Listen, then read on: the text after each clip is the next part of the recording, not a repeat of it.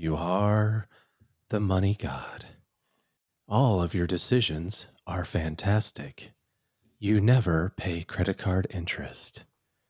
You save 30% of your income. You're good looking, and damn it, people like you. Let's not get too crazy.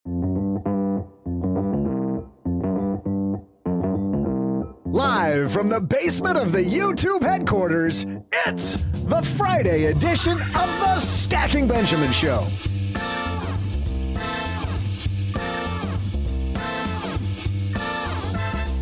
I'm Joe's mom's neighbor, Doug, and here's today's chicken or egg conundrum. Would you rather have good health or more money during your retirement years? We'll ask our panel, including one guy who's not chicken to give his opinion. He's the host of the Best Interest podcast, Jesse Kramer. And the woman who's probably going to tell you that you can afford some of the health care, but not all of the health care, Paula Pant. And the guy who throws golf clubs to manage his mental health, it's OG. And not only will they battle over this question, but midway through the discussion, we'll see who can conquer my incredibly brilliant trivia. And now, a guy who's brilliant with a Segway, if he doesn't say so himself, and he does all the time, it's Joe Saul-Sehy. Well, hey there, Stackers, and happy Friday to you. And Doug, yes, I am brilliant with a Segway. I must. Have you ever ridden one? You know, they go really fast when you go forward, and they're slow. I love those Segways. Paula Pan, have you ever ridden a Segway? Impossible. I've never ridden a Segway. You've never? Could you imagine Paula Pan on a Segway? That would, yes. I'd be great at that. I'd be popping wheelies. Speed of all the runners. You could be like, this is far better than running. I just lean forward a little bit. It's amazing how they work. Speaking of work, we got a great show today. We are going to be talking about health and wealth. Let's say hello to the rest of our cast of characters. That was Paul Pamp from Afford Anything, but Mr. OG's here. How are you, buddy?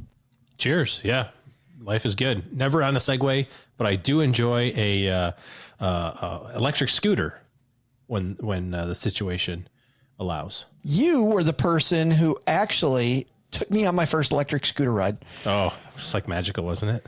We had this wonderful ride together through downtown Austin. First, he was in the lead. Then I was in the lead. We got done. We shared a cigarette. I cried a little. It was pretty. There's some cuddling. It was pretty wild.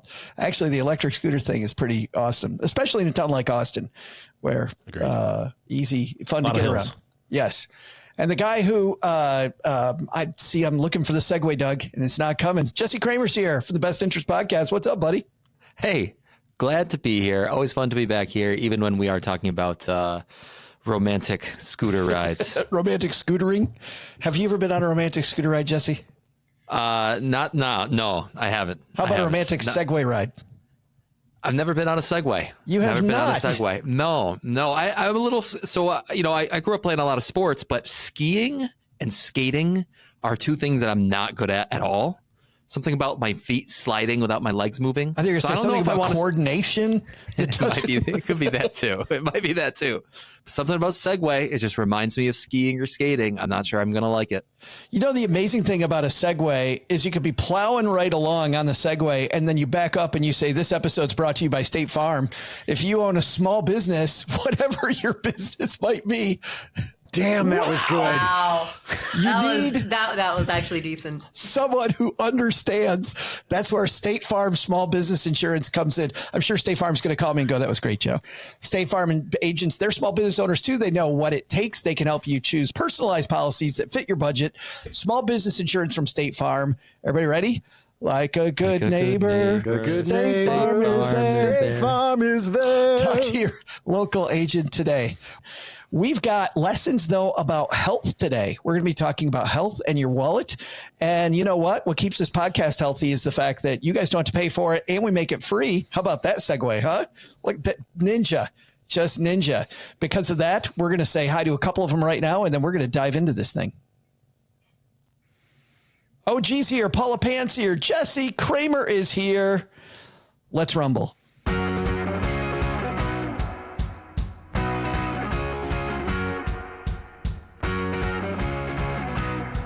Our headline today comes from thewealthyaccountant.com. I thought it'd be funnier if his website was the not very wealthy accountant or the barely making it accountant. Today's piece comes from strugglingaccountant.com. My lips are just above water. Right. This piece is your healthy life expectancy is more important than your life expectancy. And he dives into this idea of your wallet versus your health. And he says when planning for retirement, people often make the mistake of using their life expectancy as a guideline for how to save and invest. Worse, these same people plan their retirement years with the same life expectancy yardstick. Every retiree advanced in years will tell you there is no race to the finish. I'm going to read that again. There is no race to the finish. There is a slow decline from middle age with an acceleration of deteriorating health at some higher age. And he talks about how he learned this when his dad passed away. His parents, he said, once owned an RV type camper, one of those homes on wheels attached to the truck with a fifth wheel. Every winter they traveled to Mississippi to visit friends. Then one year they decided not to go. Then the RV was sold. Then my parents stopped traveling at all, even bus tours. Dad had both of his knees replaced and the aches, pains were serious. He was still able to get around, but his quality of life was low and dropping. 12 years ago, he had his first stroke. And then the last stroke just happened. He said, my dad was lucky. It went fast, but buried in these events is a powerful personal finance lesson. Well, let's talk about that lesson. Oh, gee, when you're working with people, I mean, we do. I think he's right. We tend to think, hey, I'm going to have this 30-year retirement and it's going to be travel. And, Doug mentioned golf. So we'll go there, golf or whatever your thing is. I'm going to hike. I'm going to travel. I'm going to garden. I'm going to do all this healthy activity. Maybe, maybe not. I remember hearing a long time ago, and I wish I could credit who this was. So maybe, Joe, you remember, but retirement time is three different stages. It's the go-go years, the slow-go years, and the no-go years. And I thought that was a really good metaphor or phraseology, I suppose, maybe for, the period of time where you're like, all right, I want to go like crazy. I'm going to do all the travel. I'm going to, do all the stuff. And then it's going to dial back a little bit. And then now I'm at the stage where, proverbial rocking chair, sitting on the front porch type of thing. And, but yeah, I think from a planning standpoint, like you said, I think we look at it as a uniform spend, over the course of that 30 years. Retire at 65, you're going to live to be 95. Your spend will be equally distributed over that 30-year period. And I think what he's saying and what real life is showing is that that's not necessarily the case. Paula, you have older parents. I think you're probably witnessing some of this right now. Yeah, my parents are both 83 years old. And certainly, I can, every time I see them, I can see how much they've aged relative to the last time I saw them. So if there are even just 6 months in between when I see them and the next time I see them, in between every visit, I can see how much they've aged over 6 months. Fortunately, knock on wood, their cognitive health is very strong. And I think one thing, this article talks about physical limitations, like, his dad had both of his knees replaced. His dad can no longer garden. He talked about gardening. He talked about travel. These are all physical activities. Gardening is a highly physical activity. But the other element of that is your cognitive health. As so long as you have cognitive health, you can read books, you can engage in lively discussions, you can learn new things. My dad and I are constantly recommending books to one another. I just turned him on to Yuval Noah Harari's latest book, Nexus. And his eyes, sometimes he has a hard time reading like the words, so he listens to audiobooks. Oh, wow. His eyes sometimes strain it for the physical reading. But yeah, I mean, he's literally now listening to an audiobook about the impact of AI on, like future technological development.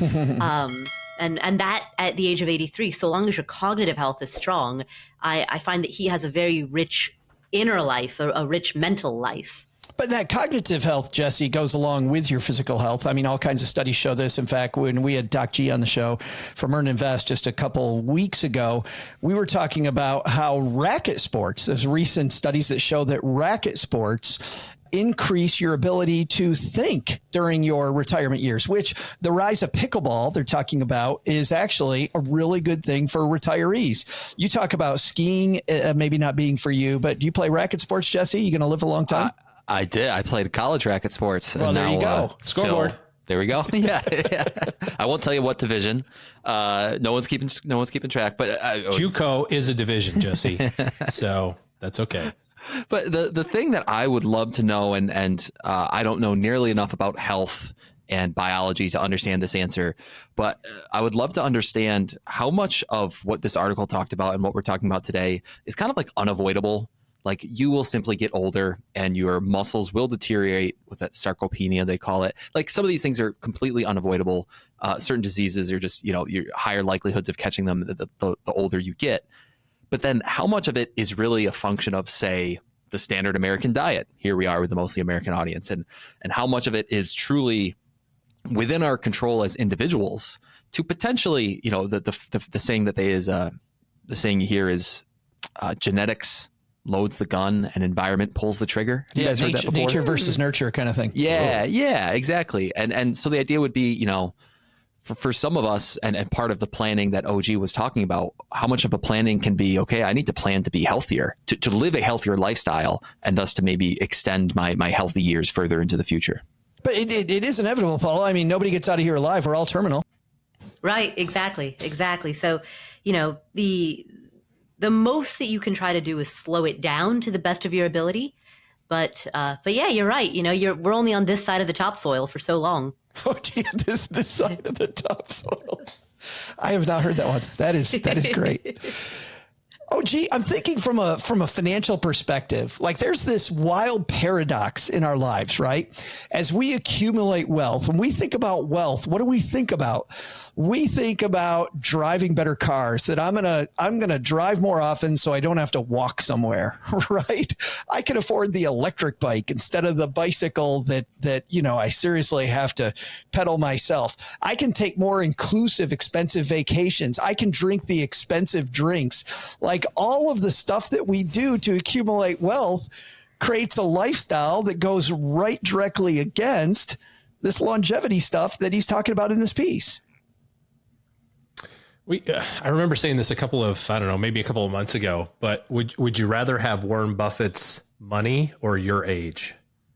And I think everyone would rather pick their age, than Warren Buffett's money and age, right? It's like no one wants to be 95, or however old he is. 94. Yeah, 94, right? It's like, I want to be 94. If I wake up and I'm 94, I'm high-fiving somebody. No, I want to be 94. I want to live past 94. Don't get me wrong. I don't want to wake up tomorrow and be 94.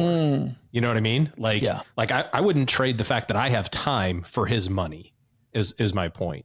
And I think when it comes to, there is a little bit of a crossover. I don't know when it happens, but it's certainly more top of mind for me. I don't know what it is for the older gentleman in the room, but it's definitely a little bit more top of mind around, okay, so we do have some resources, right? And which is great. So how do we use those resources, mainly time and maybe a little bit of money, to make sure that we're doing the right stuff with health, and I was talking to, I had a physical in August, and I was talking to my doctor and going through all the medical stuff for all the results. And I said, Doc, I just don't know, you got to work 8 hours. You're supposed to sleep 8 hours. And then, I got to work out, and, you want me to do this and this and this. He says, it's really simple.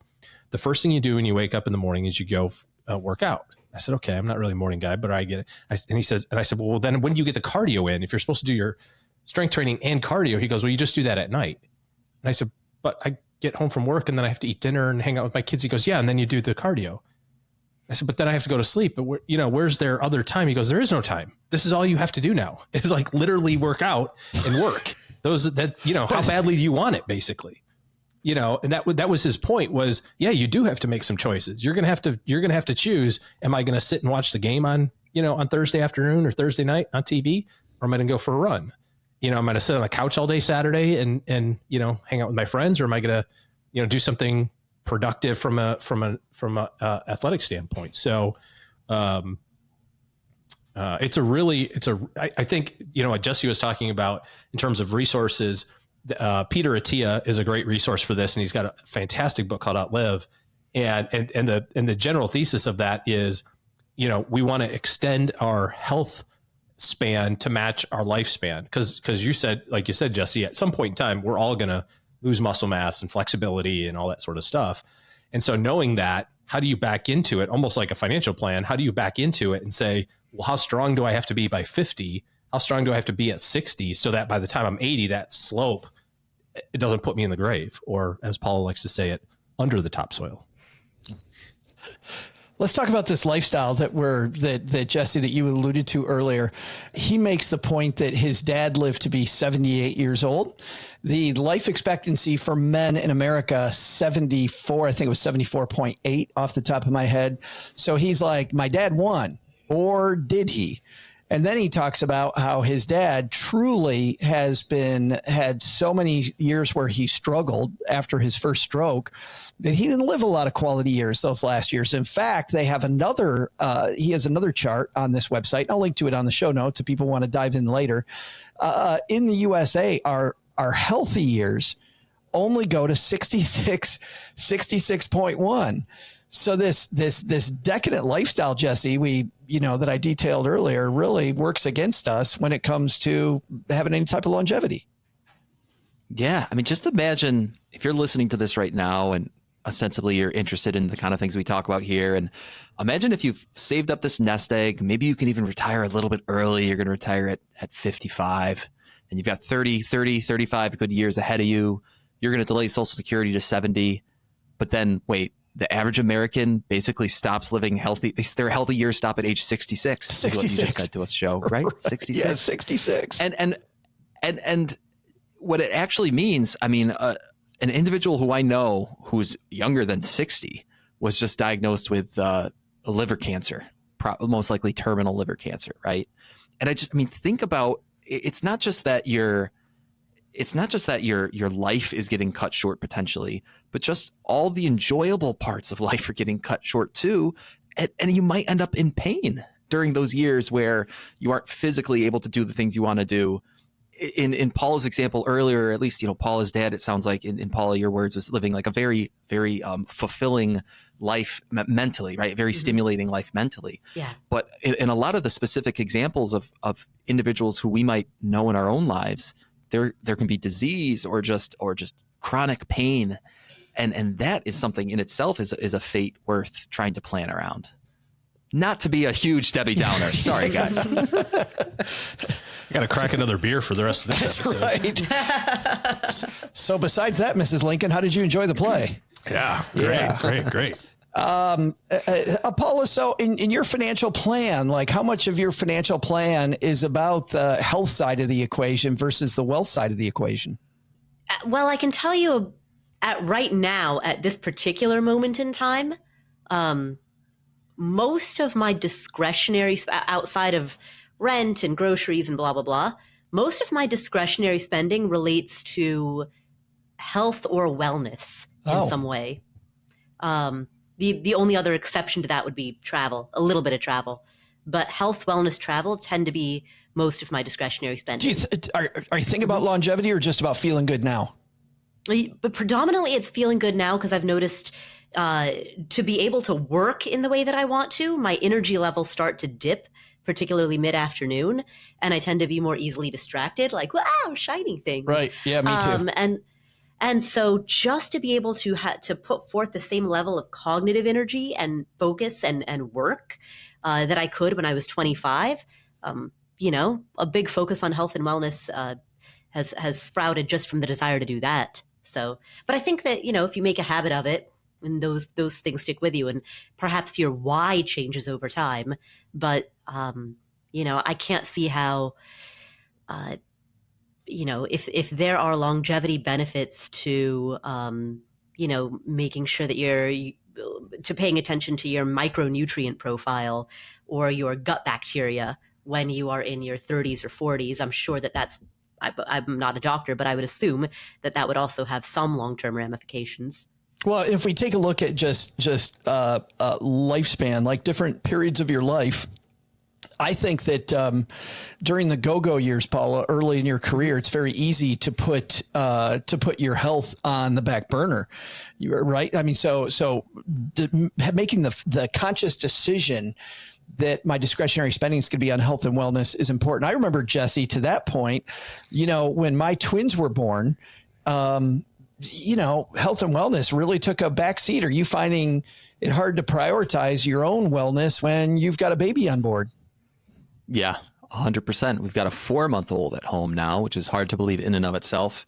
But I'd wager I used to probably work out maybe 4 to 5 hours a week in some, just getting my heart rate up in some way. Now it might be 2 hours, hour and a half or 2 hours a week tops. And it usually comes at 5:30 a.m. I usually sneak out of the house when everyone else is still sleeping and try to get something in before work. But that said, there are little other things. Just again, a personal example would be I walk the dog and I walk the baby in a stroller a lot more than I did before because get the steps in. We tried exactly. We try to do it every day anyway, and it's the substitute, if you will, for the kind of that harder, more invigorating workout.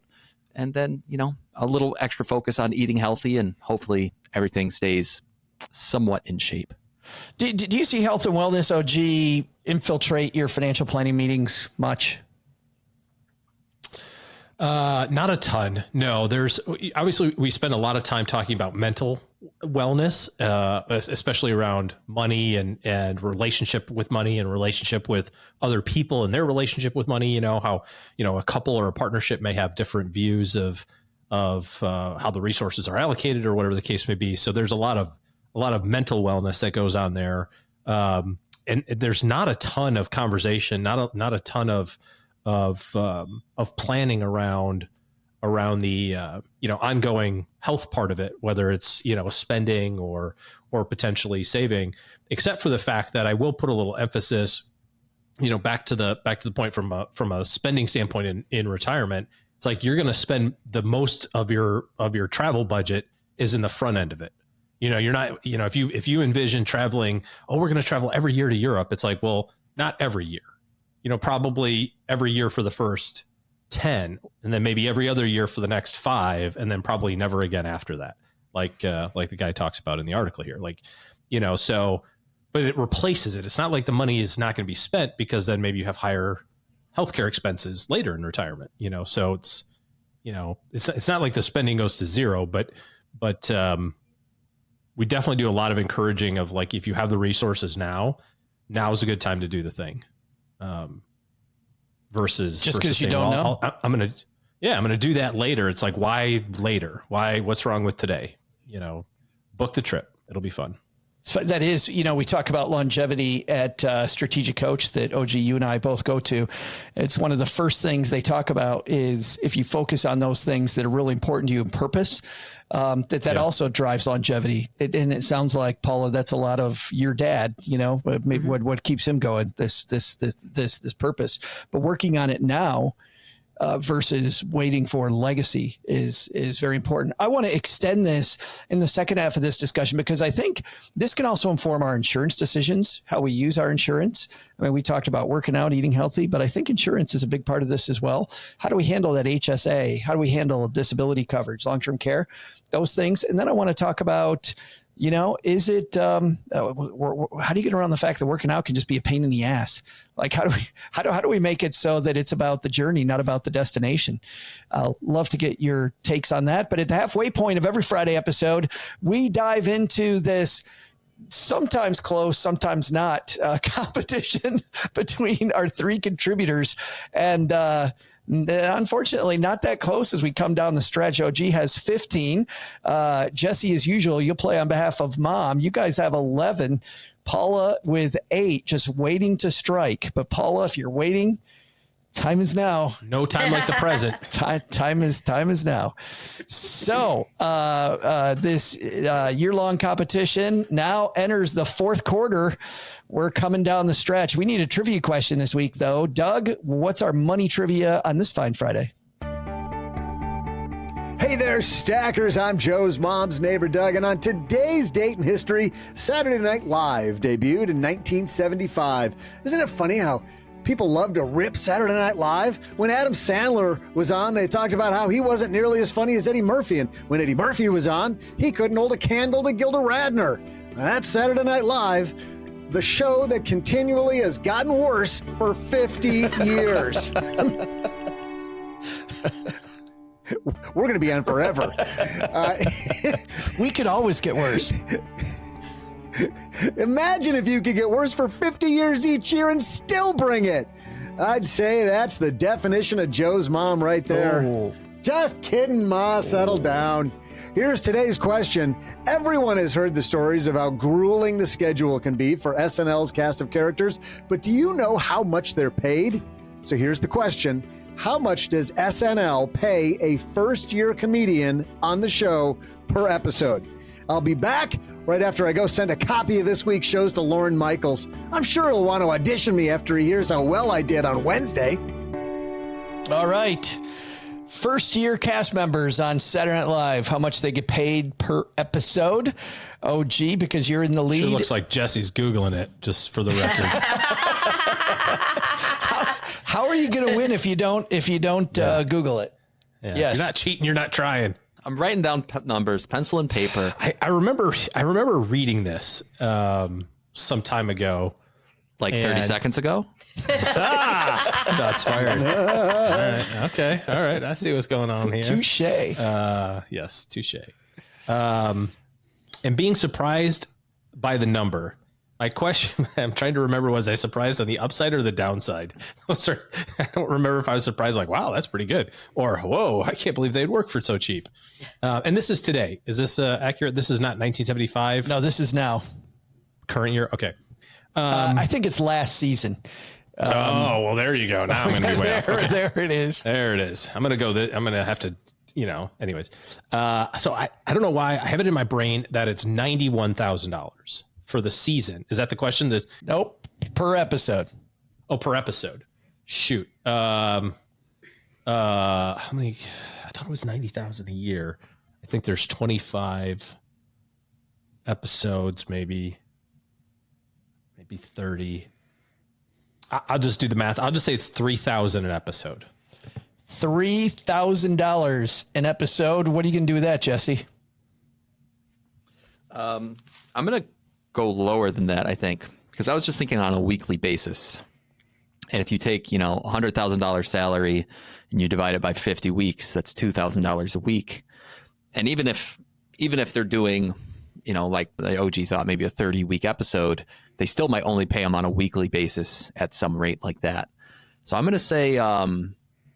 I'm going to say $90,000 salary, roughly $1,800 a week. Paula, you've got $1,800 and $3,000. I think they're both low. There's plenty of room, Paula, for you to get this one wrong. There's plenty of room. I think they're both low, so I'm going to go 3,001. 3,001. Paula, going with you said gut. Low. I thought you said close. No, low. I think you're both low. Yeah. How much you think they get paid? Like if you had to just guess, how much you think it would? Geez, I'd probably guess 10 grand per episode. 10 per episode. Okay. My official guess is 3,001. So we've got 3,000 for OG, 3,001 for Paula, 1,800 for Jesse. Let's see who's right. We'll be right back. OG, you started off with $3,000. Paula capped that and took the upside. What are you thinking? Well, it's going to come down to the number of episodes. I thought that the number was about 90 or 100,000 a year. And I just don't know how many episodes there are. If they do 20 episodes, then I'm grossly off. If they do, 40 episodes, then I might be in the ballpark, I think. So we'll see. Jesse, you had about the same assumption. It sounded like about $100,000 you think they're paid. Well, I was thinking at like $100,000 rate, because here's my similar to OG. It's like, how many episodes are there in a season, or like how much time do they take off?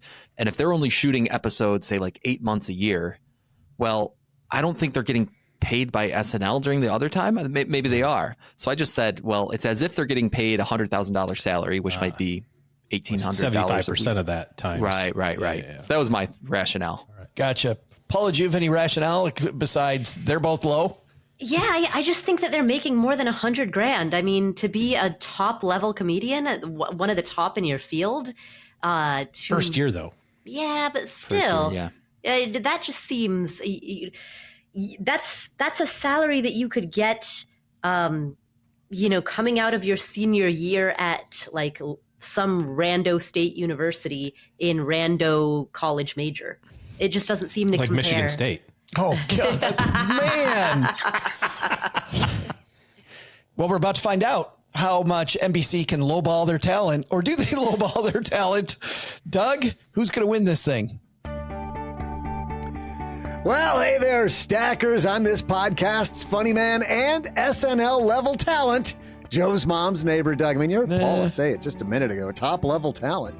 Yes, 50 years of SNL this year, and the salaries, while not huge when they begin, can grow quite high. While Cosmopolitan reports that NBC officially won't pay any cast member more than $25,000 per episode, longtime performer Kenan Thompson reportedly earns over $2 million a year.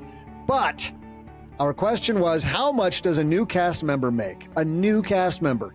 While the total adds up to a not small $147,000 a year, the amount per episode comes down to, well, it was $5,200 more than what Jesse guessed, and $4,000 more than what OG guessed, and just $3,999 more than what Paula guessed. Because it's $7,000 an episode, making Paula today's winner. Paula Pant. What I love about this is that I won not only did I officially win, but my actual guess, which was thinking it was probably in the ballpark of 10,000, was also pretty darn close. Also won. Yeah. Yes.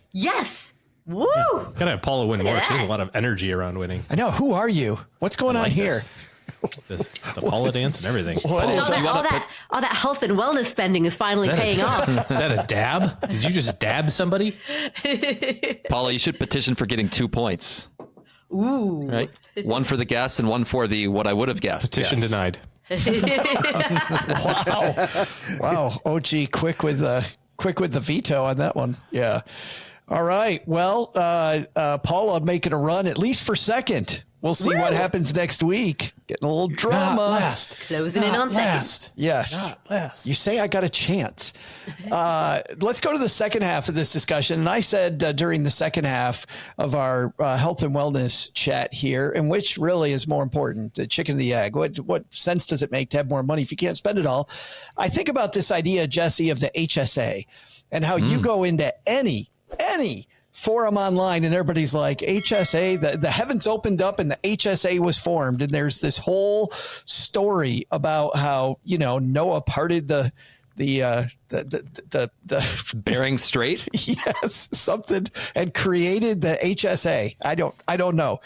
I think it's Moses and the Red Sea, but keep going. Yeah, you're close. Moses. I like it. Somebody skipped out on Genesis, all right. It's all that Catholic school education. Yes, Exodus, all those years of Catholic school education. But seriously, the issue that I've always had with the HSA is money nerds get so excited about the long-term value of that money that we may go, yeah, I'm not going to the doctor. I can just limp for a while, right? I mean, is there a danger of us misusing the HSA? Oh, probably. And for what it's worth, I think there's a danger, something I tell people, even up front in the assumptions of why you have an HSA in the first place. It's because you have a high deductible health plan, which isn't maybe as nice as some of the other platinum plans out there. And so the HSA is part of the government's way of saying, like, yeah, you're kind of paying a pretty high deductible here for your health plan, and we know that's not ideal. So we're going to give you some tax breaks if you decide to save some money in this HSA. It's better than a kick in the pants, but it's also it's the government's way for making up for a less than ideal health plan in the first place. So I think that needs to be made clear. Personally, in the last couple of years, there have definitely been a few like dental things or there have been a couple of health bills that we've decided to pay out of our HSA. Not every single time, but just sometimes we thought it made sense to say, like, okay, just for monthly cash flow purposes, let's just use the HSA in this particular case, and we'll leave the rest of it invested for the long run. And I think overall in my financial plan, I do kind of view it as the medical emergency fund. That's part of the way I view it. And I'm very open to the idea that there might come a day when we need to spend it well before retirement. But is your health emergency? I mean, don't we want to be proactive and get to it before emergency? Sure, you do. But I guess all else being equal, what I'm saying, Joe, is, if I have a $500 doctor's appointment that I need to go to today, I'm going to go no matter what.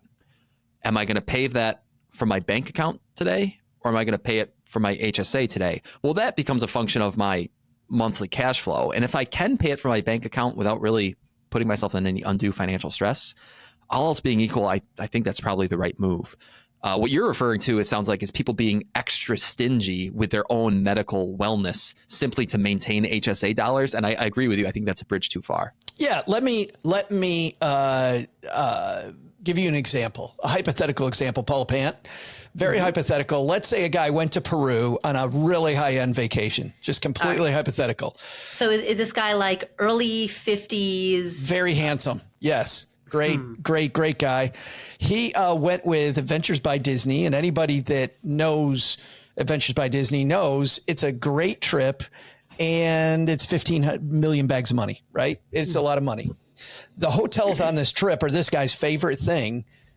Left to his own devices, if he had to pay for that hotel individually, there's no way in hell he would have stayed there, right? No way in hell he would have stayed there, just over the top. But because it's included as part of the Disney vacation, he not only stayed there, he took advantage of, like, he, went drank all the minibar. I drank all the minibar. I did. I had so much fun at that hotel. Like, this hypothetical person. This hypothetical person had so much fun because it was included, right? Mm-hmm. And the ridiculousness is this hypothetical person who did this hypothetical trip, he paid for it anyway. Mm-hmm. So HSA versus full coverage. If I've got full coverage and I'm like, you know what? I'm going to get better medical treatment because I'm going to take care of myself because it's, quote, included in my fee. Like, which one's better? A lot of this is going to depend on if you have employer-sponsored healthcare in which your employer is going to be paying for a piece of that, or if you're buying the whole thing out on the open market. And if you are buying it on the open market, then it's going to be a function of what state do you live in, because like state of shock. Yes, state of shock, yes, but also which of the 50 these United States marketplaces, do you live in? Yeah, because sometimes the discrepancy between a bronze plan versus a silver versus a gold versus a platinum is like wow, like cartoon bulging eyes here. And so it then becomes a function of spreadsheeting it out and seeing if paying that additional premium is worth it. It could, I find in some cases, it can be the case that it makes the most sense to get the lowest tier ACA plan and then supplement that with private concierge care, right? Because if you can get a membership to one of those private concierge, you get access to a primary care physician, and you get that private treatment, but it is a way, it's not loaded in with the ACA approved plan. You get additional medical treatment. You get that access to a physician for any kind of primary care purposes. And you don't have to go through the whole insurance rigmarole. Another potential option would be to get both an ACA plan as well as also enroll in a private, in a health share, like either a religious or a non-religious health share. Again, it seems a little bit redundant because now you've got two plans, but it means that you don't have to pay the tax burden associated with violating the individual mandate. And yet for the sake of certain expenses that is going to be a huge insurance headache, a rigmarole, you can just go with the medical share plan instead. The thing that always is worries me about the health share plans, and not the plans themselves, because I feel like the plans themselves are very honest about what they do and what they don't do. It's people that advocate for them often, Paula, on not just on podcasts, but blogs that I read, like these things are great. Why would you get traditional insurance when right across the top of these plans it says not actuarially sound? Right. Like it says it immediately. They're supposed to be a supplement. Exactly. Yeah, the other thing that I do is I often just tell doctors like, hey, I'm a cash payer. I'm uninsured. Like you don't have to give them your insurance information. And if you just go there and say, I'm a cash payer, I'm uninsured, they will give you the cash price. They will kick you out quickly. No, I'm kidding. yeah. They will hire a goon to pick you up by the scruff of your collar. And she's gone. But if you go in there and just say, I'm uninsured, I'm a cash payer, they give you the cash price. And oftentimes it's fairly reasonable. So, all of those are ways that you can access higher level medical care without necessarily having to pay the surcharge associated with getting a top tier ACA plan. The idea, OG, of the low cost ACA plan with the concierge medical on your own. What's your take on that strategy? Well, we do something very similar. We have a group plan for our employees. It is a high deductible plan. And we, like all of the stuff that Paula mentioned, absent the health share option, is what we evaluate, whenever we have a healthcare expense in our family. So we have a group plan that's for us and our employees. Now, frankly, I'm writing the check for all of it. So it's like, even though it's an employer sponsored plan, it's like, well, okay, maybe it is, maybe it's not. But then we do have the concierge physician, which gives us access to all the stuff that we want. And in terms of communication and regular, consultations and a main point of contact. But then a lot of times, especially because with the kids, it's like, it's a lot easier to just go, yeah, what's the cash deal here? And I've told the story before about my son who broke whatever he broke, arm, foot, leg, I don't remember. And it was some body part, one of the casts. Dad of the year right here. Yeah. That we've been there many times. And I said, well, how much is it? And they just said, well, we don't know until you submit it to insurance. And I was like, how do you not know this? Is this your first day? Have you never casted an arm before of an 8-year-old? Like, how do you not know what the price is until you submit it to insurance? That doesn't make any sense to me. And so I said, well, I'm just going to pay cash. And they said, all right, you got to pay a deposit. It's $500. Okay, fine. Let me know the bill. That was the bill. The total thing was $500. But if I would have gone through insurance, it would have been $2,000. We're a high deductible health insurance plan. So I would have paid $2,000 to count it as part of my, deductible yearly for the year, deductible, which is crazy. So, one of the things, not to go too political, but one of the things that I would really appreciate is some pretty open pricing on what stuff costs. It's like, why does a major hospital in Texas, who undoubtedly puts 1,000 casts a day on little kids, not have an idea of how much it costs to put a cast on a kid's arm? I don't think that's political at all. I think that's just common sense. You pay for anything else, and there's a price list. You go to a hospital. We've had 2 discussions with health expert Scott Heiser, and they were just fantastic. We'll link to these to the YouTube live that we did and the episode that we did with Scott.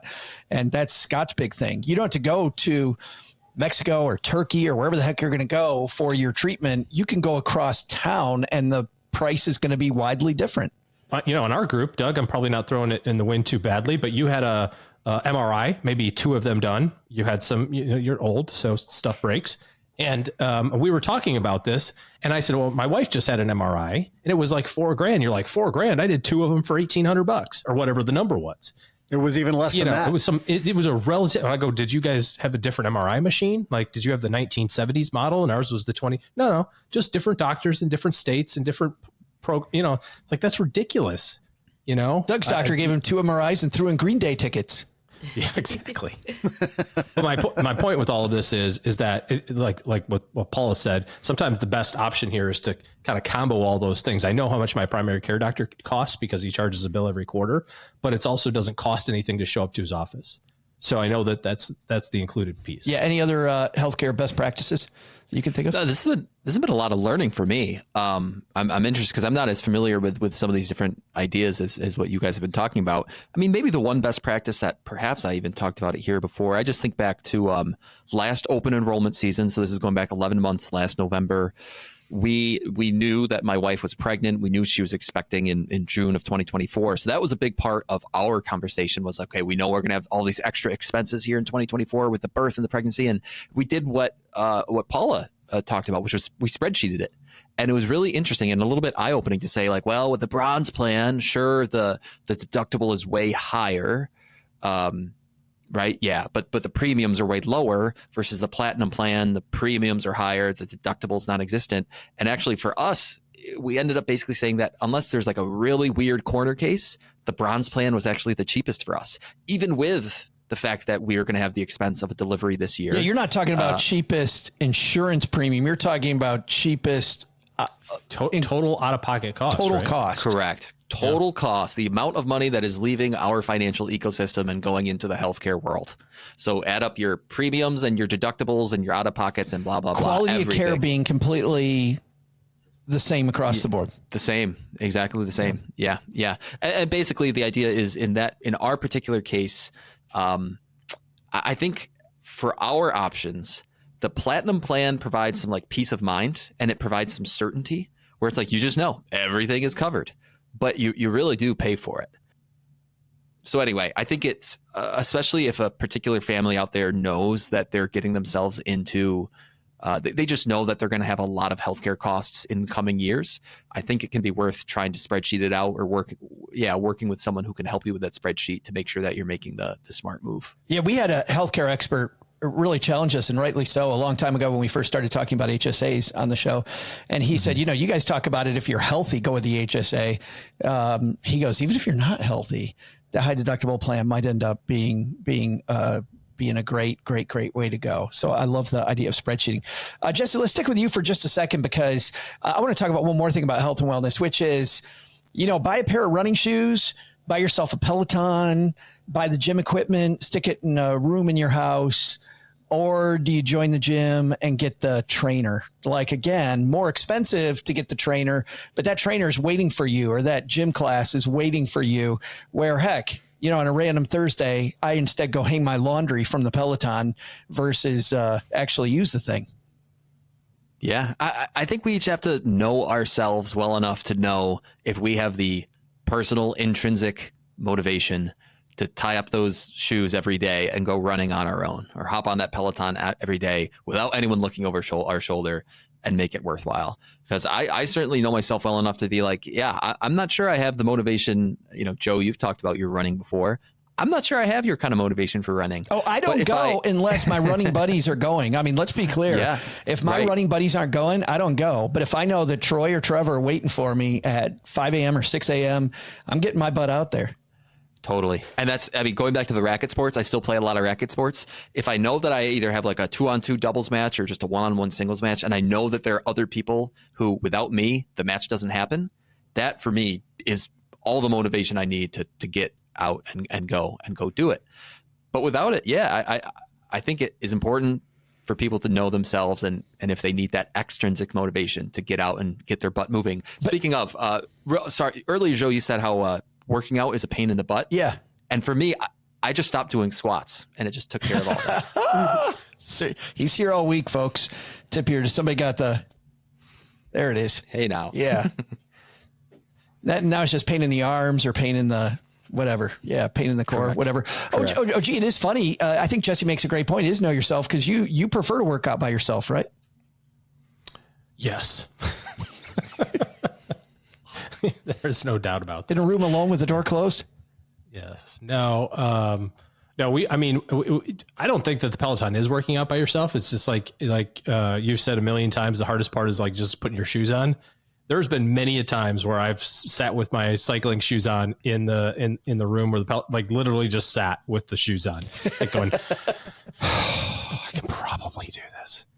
I just have to turn it out. Like I literally just have to press the power button and it will come to life, and Robin will start yelling at me, and the club music will start jamming, and I'll get after it. But I just don't feel like moving right now. So. But so it's kind of a halfway thing, though, because you're still technically, it's just you. You don't have a person waiting for you. Robin's not going to notice if you're not on today's Oh, she notices. Oh, she notices. She I hear her say all the time, I know that you're here. Like, get after it. So for you, it's kind of, I guess it's halfway. You've got the group motivation, but you still, I don't know. Yeah, let's be clear. I don't do the Peloton anymore because I do outside biking, but that I do by myself completely. Paula, how about you? Where do you stand on it? Expensive gym membership or expensive equipment? Oh, well, I live in 600 square feet with 2 people, so I don't have space for equipment. Wait a minute. You're not just bench pressing Paulette? No? Yeah, exactly. Yeah. Right. But I specifically decided to live in a building that had an amazing gym in that building so that I don't have to, it takes away the friction of having to even leave the building. But do you have partners? No, I do not have any workout partners or anything like that. I don't have a trainer. I just go to the gym. So the other thing that I do though, so I alternate between going to the gym that's in my building and I also go to, there's a group workout class called Solid Core. It's kind of similar to Pilates. It's not exactly Pilates, but it's in that family. And so I had a Solid Core membership. Now I use ClassPass. But I will access Solid Core classes a couple of times a month just to do something that's a little bit different than going to the gym that's in my building. That's fine. For me, the gym in the building, I would never go to. I would tell myself I'm going to. When I signed up, I would never go. But the Solid Core thing, I would go to nonstop. Because for me, you put me in a room with a bunch of people, I'm going to do the thing. If I'm not in the room with a bunch of people, I won't. I love the idea, Jesse, coming back to where you started this, know thyself. I think it's a great place to leave this. I think it's so important that when we're talking about our wallet and our money, having more years to be able to spend with it, or at the very least, you never know when it's coming for you, appreciating the years that you have now and being healthy in those years, as healthy as you can be to take advantage of having a healthy wallet. Let's talk about, because each of you guys are doing things to help people have a healthy wallet. See, another segue. Just incredible. I know. You're welcome, America and beyond. OG, what do you got going on this amazing October weekend? Oh, well, I'm hoping that I have a healthy wallet by winning a golf tournament with my fantastic golf partner. We started on Wednesday. By the time you guys listen to this on Friday, we'll already be 3 days into a 4-day tournament. So probably, knock on wood, probably so far out in the lead that nobody can catch you. That's the plan. I'll let you know. 3 days into a 4-day bender. Also that. You've never heard somebody swear as much as OG swore in the past 3 days. Yeah. OG, back off that, man. There's truckers around. That's like a Jeff Foxworthy joke. Jesse, what's happening at the Best Interest podcast? Cool things are happening. We're coming off of September. I think it was our best month ever for the podcast. And the momentum keeps building. We've got Steve Adcock, Dan Otter, and notorious scooter boy Joe Saul-Sehy coming up in upcoming episodes. Man, what a great lineup, especially that last guy. Pretty great lineup. It's amazing. Actually, you and I have a lot of fun. We do kind of the same type of thing, OG, that you and I have done in the past a fair amount, which is we came up with our top fives. We both had a top five. Well, I won't give it away. It was interesting. It's a top secret top five. It was. People have to go figure it out for themselves. Yes, by tuning into the Best Interest podcast. And while you're doing that, you also want to tune into Afford Anything because there's a bunch of awesomeness happening over there, Paula Pant. Yes, so I just came back from the Bogleheads conference, which was your arm's tired. I didn't even say that I flew. I just said that I came back. Of course. But yes, I did fly. I went to the Bogleheads conference in Minneapolis. And while I was there, I interviewed Big Earn. Earn stands for Early Retirement Now. His real name is Karsten Jeske. And we talked about economics. We talked about early retirement, safe withdrawal rates. Wait, what did I tell you ahead of time about Big Earn? He's amazing. I said you're going to love that guy. He's and incredible. Paula? I love him. I absolutely love him. Yeah. So that interview is coming up on the Afford Anything podcast, October 11. And then after that, about a week after that, we're airing an interview with Christine Benz. She's the director of personal finance and retirement planning for Morningstar. Another amazing woman at the Bogleheads conference. So yeah, all of that is coming up. And then we're ending October with a 3-day series, 3-episode series with Dr. Brad Klontz, a financial psychologist. Never heard of him. No, I'm kidding. Yes. We had Brad Klontz in a roundtable discussion we had. If people are nervous about the election coming up, we have Brad Klontz on with experts from Fidelity and T. Rowe Price talking about how to cope with this last year. And if you actually go listen to that episode in Brad Klontz, what I love about Brad, Paula, is that he never says anything outrageous. AKA Brad Klontz always says things that are outrageous, but then he backs it up, Paula. Yeah, he does. He does. Yeah. And that's at the Afford Anything podcast. Well, thank you so much. No matter whether you're hanging out with us live on YouTube, live on Twitter or X, whatever you want to call it today.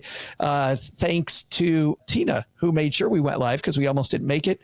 You can see us on Wednesday afternoons. Usually you can hang out with us while we make the podcast. So come join us, say hello, and watch the podcast being made. Thanks to everybody who's left us a review of this show. And thanks to Doug, who's going to tell us what our takeaway should be from this episode.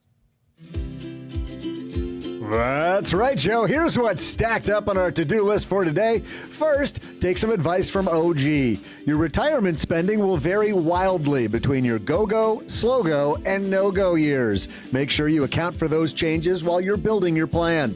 Second, don't forget that hilarious joke Jesse made when he said he'd replace his cardio workouts by walking behind the stroller. Dude, it's over. Just accept it. It's time to start shopping for pants with stretchy waistbands. Those are nice. The dad bod's right around the corner. But the big lesson? No matter how funny your joke is, do not tell Joe's mom that she's the next Tina Fey. Everything goes to that woman's head, and now she's sharing the world's worst jokes. Seriously. She just told me that she now wants to be cremated because it's her last chance to have a smoking hot body. Don't laugh. Don't laugh. You just feed the bear. Thanks to the Jesse Kramer for joining us today. You'll find his Best Interest podcast wherever you're listening to us now. Seriously, I know. It's in the same app. If you don't believe me, I'll also include links in our show notes at stackingbenjamins.com. But how hard can it be to find a podcast these days, really? Want something else incredible? How about this? Paula Pant's incredible Afford Anything podcast is also in the same app. Are you kidding me? Mind blown. You'll get it wherever you listen to finer podcasts.